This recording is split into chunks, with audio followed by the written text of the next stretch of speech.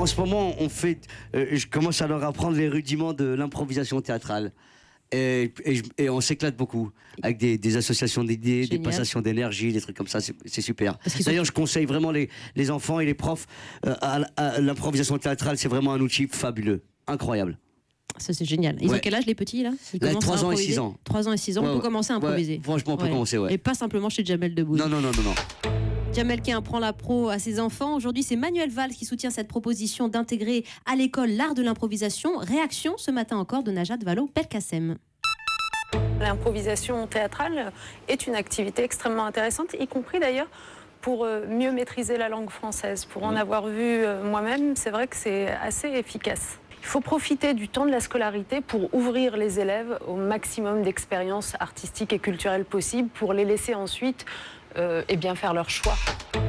Bonjour, Éléonore de la Charrière. Bonjour. Vous êtes déléguée générale de la Fondation Culture et Diversité. Voilà 2 réactions. C'est vous qui avez développé en partenariat avec Jamel Debbouze le trophée Impro, Culture et Diversité qui donne accès à la culture aux jeunes de milieux défavorisés. Ça se passe à Trappes notamment. Alors on a sondé un peu la salle, on a des jeunes qui viennent de Belfort. Il n'y en a pas encore à Belfort, mais il y a une demande, vous avez senti auprès de vous.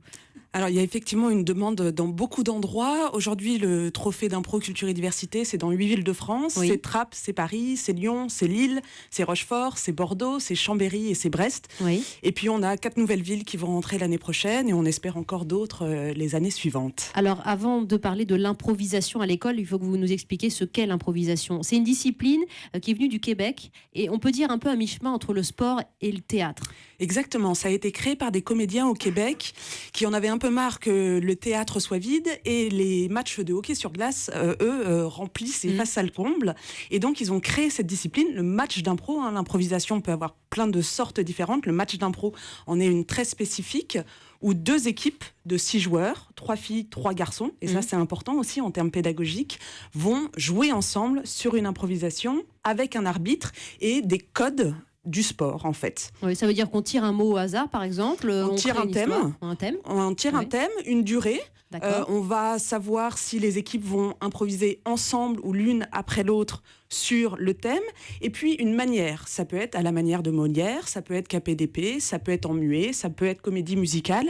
Et donc on va, par cet outil, en lien avec la culture, pouvoir, en particulier chez les jeunes, vraiment travailler l'éducation culturelle et artistique, la culture générale et la langue française. Ça veut dire que ça développe tout. La maîtrise de l'oralité, la maîtrise du français, du bon français, vraiment une tchatche et un bon verbe, la gestuelle aussi, et la mise à disposition de l'espace scénique. C'est ce que disait Jamel Debbouze, qui est le parrain du trophée avec qui on l'a monté. C'est un outil exceptionnel d'accès à la culture pour les jeunes, parce que effectivement, en termes vraiment d'éducation culturelle et artistique, de maîtrise de la langue française, d'amour de la langue française, de culture générale, c'est fantastique.